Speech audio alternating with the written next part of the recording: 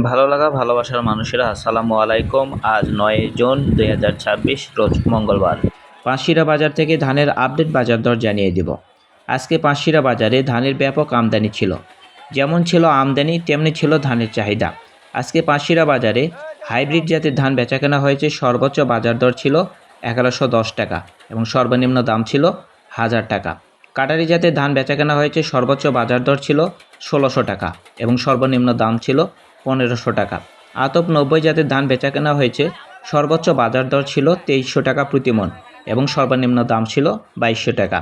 ১৭ জাতের ধান বেচাকেনা হয়েছে। সর্বোচ্চ বাজার দর ছিল ১১৮০ টাকা এবং সর্বনিম্ন দাম ছিল ১১০০ টাকা।